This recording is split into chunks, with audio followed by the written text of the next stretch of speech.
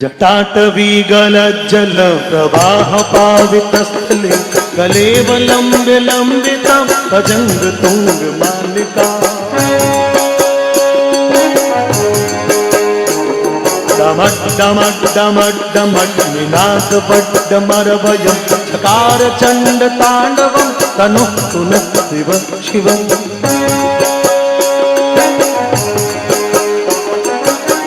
कौन है वो कहाँ से वो आया, चारों दिशाओं में है तेज सब छाया। उसकी भुजाएं बदले कथाएं, भागीरथ तेरी तरफ शिव जी चले, देख जरा ये विचित्र माया। भागीरथ तेरी तरफ शिव जी चले, देख जरा ये विचित्र माया। कौन है वो कहाँ से वो आया, चारों दिशाओं में है तेज सब छाया। उसकी भुजाएं बदले कथाएं, भागीरथ तेरी तरफ शिव जी चले, देख जरा ये विचित्र माया। भागीरथ तेरी तरफ शिव जी चले, देख जरा ये विचित्र माया।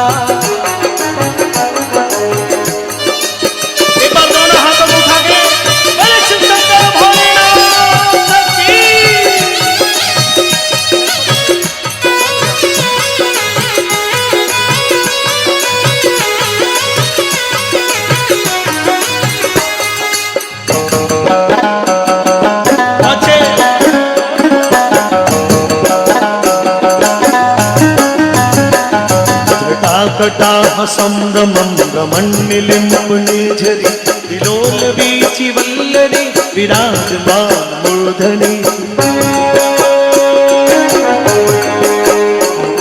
धगद् धगद् धगद् ज्वलल्ललाट फट्ट पावके, किशोर चंद्रशेखरे रति प्रतिक्षणं ममः। धदाधदेन्द्र नन्दिनी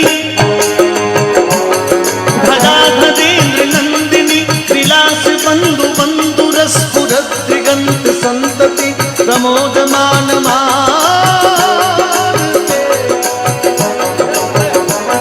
कृपा कटाक्ष तोरणी निरोध दुर्दिरापदीप चित दिगंबरे मनो विनोद में जटा भुजन। देखिए आप लोग सोच रहे होंगे कि क्या गा रहे हैं। अब बच्चों बताओ मैं क्या गा रहा हूं, क्या गा रहा हूं? बच्चे कह रहे बाहुबली गा रहे हो। थोड़ा नीचे बैठते। मैं मात्र 2-2.5 मिनट का वक्त चाहता हूं, एकदम बिल्कुल शून्यता में आ जाओ, मेरे पास करीब आ जाओ। मैं आपसे निवेदन करना चाहता हूं कि इसका अर्थ क्या होता है, और वो अर्थ बड़ा महान है मित्रों। भोलेनाथ के अनेकों भक्त हुए,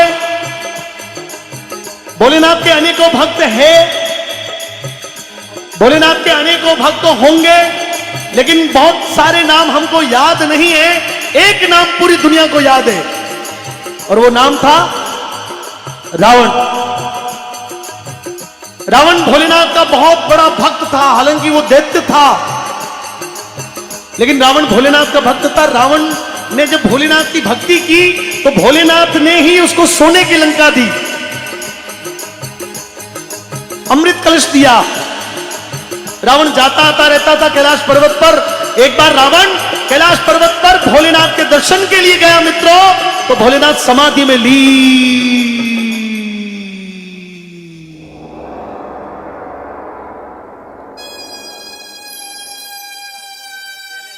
रावण हाथ जोड़ के खड़ा हो गया। भोलेनाथ समाधि में बैठे। रावण ने सोचा कि आंखें खोलेंगे, जब खोलेंगे तो मुझे देख लेंगे, मैं आशीर्वाद लेके चला जाऊंगा। अब हुआ क्या कि एक दिन पूरा बीत गया, 2 दिन, 3 दिन, 4 दिन, 5 दिन, महीनों, 2 महीना, 3 महीना, 6 महीना, साल, 2, 3 साल, 5 साल, 10 साल, और मित्रों करते करते पूरे 12 वर्ष बीत गए।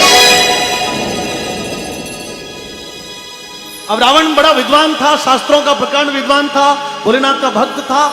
रावण सर्वगुण संपन्न व्यक्ति था, लेकिन एक अवगुण के कारण उसके सर्वगुण मिट गए और वो अहंकार रूपी जो उसका अवगुण था वो रावण को अंदर से जोड़ने लगा।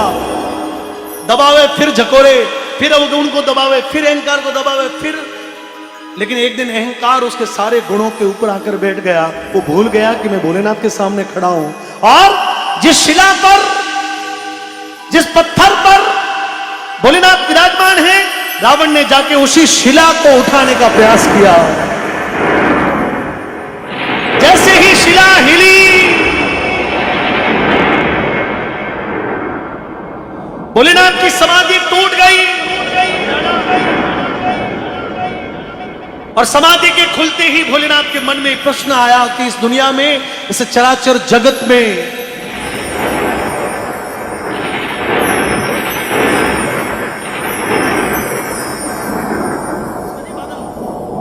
इसमें नहीं,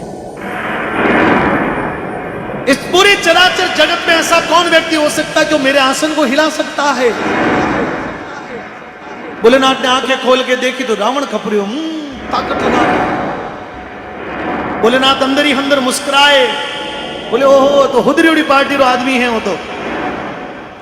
क्योंकि भोलेनाथ के भक्तों में कई ऐसे ही अंधकासुर, भस्मासुर, महिषासुर, बाणासुर, जरासंध, कंस हैं, हुदरी उड़ा लोग हैं।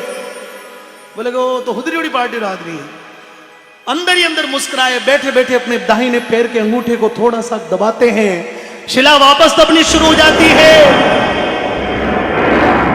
रावण पूरी ताकत लगाने की कोशिश करता है, लेकिन शिला दबते दबते दबते दबते दबते दबते रावण नीचे दब गया।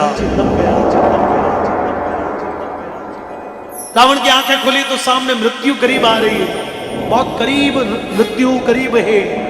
रावण के अंदर में भय जगा कि अपनी मृत्यु मुझे ले जाएगी। अमृत कलश भोलेनाथ ने दिया है, लेकिन उसका अमृत कलश को लेने का अधिकार भी भोलेनाथ का है, और ये बचे ये नहीं छोड़ेंगे। जब रावण को अंदर में भय लगा मित्रों, तो रावण फटाफट से भोलेनाथ को थोड़ा सा कैसे भी करके इनका ध्यान हटाओ। अब उस चमचागिरी में मैं बहुत थोड़ा सा हल्का शब्द उपयोग में कर रहा हूं। हिपोक्रेसी में रावण भोलेनाथ को मनाने के लिए कुछ भी बोलने लगा। अरे बाबू जी माफ कर दो, मैं थे तो मोटा आदमी, अरे बड़ा आदमी, ये वो अपन बोलते हैं दुनिया में। अपने साथ में कोई ऐसी घटना होती तो अपन तुरंत फटाफट से उस बात को कंसीडर करते कि तुम इस बात को समाप्त करो। भोलेनाथ के सामने रावण बोलने लगा। चूंकि रावण विद्वान व्यक्ति था तो उसके जो शब्द निकले वो शब्द सारे संस्कृत के थे, और वो शब्द जब निकलते गए तो वो एक श्लोक बनते गए। उन्हीं श्लोकों को जब लिखा गया तो उन श्लोकों को हमारे शास्त्रों में शिव तांडव स्तोत्र कहा जाता है, और कहा जाता है कि इन श्लोकों से भोलेनाथ सर्वाधिक प्रसन्न होते। बोलिए शिव शंकर भोलेनाथ की। अब मैं एक श्लोक और बताऊंगा, थोड़ी ताली बजाओ। जटाटवी गलज्जल प्रवाह पावितस्थले, ताली बजाओ। जटाकटाह संभ्रमं ब्रह्मण्यलिम्पने झरि विलोल वीचि वल्लरी विराजमान मूर्धनि।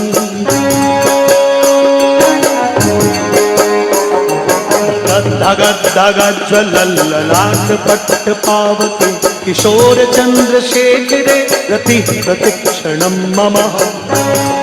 यानी देवताओं की नदी गंगा जिनकी जटाओं से तीव्र गति से भ्रमण करते हुए निकलती है, जिनकी जटाओं में चंद्रमा शोभायमान है, जिनके ललाट से धधक धधक धधक धधक कर ज्वालाएं निकल रही। अब मेरे साथ में हाथ जोड़ना मित्रों। ऐसे परम तेजस्वी शिव को मैं प्रणाम करता हूं। करो करो, ऐसे परम तेजस्वी शिव को प्रणाम करता हूं। अब मेरे साथ में हाथों को खोलकर बोलना, ऐसे परम तेजस्वी शिव मेरा कल्याण करे, कल्याण कल्याण करे। धराधरेंद्र नंदिनी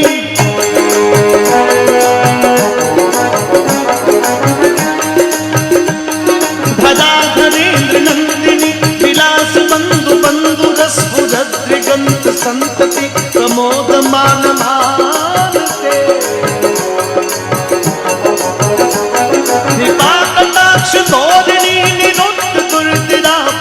क्वचित दिगंबरे मनो विनोद में जटा भुजंग पिंगल सुरपणामणिप्रभ कदम्ब कमपमद्रव प्रलिप्त दिग्वधू मुखे मदान्ध सिन्दूरस्फुरद्वगुप्तदीय मेदुरि मनो विनोदमद्भुतं विभरतु भूतभर्तरि प्रफुल्ल नीलकूकज प्रपञ्चकालिम प्रभा लम्बिकण्ठ कन्दली रुचि बन्धकन्धरम् स्मरच्छिदं पुरच्छिदं भवच्छिदं मखच्छिदं गजच्छिदान्तकच्छिदं तमन्तकच्छिदं भजे अखर्व सर्वमङ्गलाकदम्ब मञ्जरी रसप्रवाह माधुरी विजिव्रणा वधूव्रतम्। अब आप लोग दोनों हाथों को खोलकर बोलना, कौन है वो, कौन है वो, कौन है वो, कौन है वो। इस दौर में इस बात को मोदी जी के लिए सोच के देख लो एक बार। चारों दिशाओं में है, चारों दिशाओं में है तेज सा वो छाया, उसकी भुजाएं बदले कथाएं, उसकी भुजाएं बदले कथाएं। भागीरथ तेरी तरफ शिव जी चले, देख जरा ये विचित्र माया। भागीरथ तेरी तरफ शिव जी चले, देख जरा ये विचित्र माया। भागीरथ तेरी तरफ शिव जी चले, देख जरा ये विचित्र माया। भागीरथ तेरी तरफ शिव जी चले, देख जरा ये विचित्र माया। ये विचित्र माया, ये विचित्र माया, ये विचित्र माया, ये विचित्र माया, ये विचित्र माया।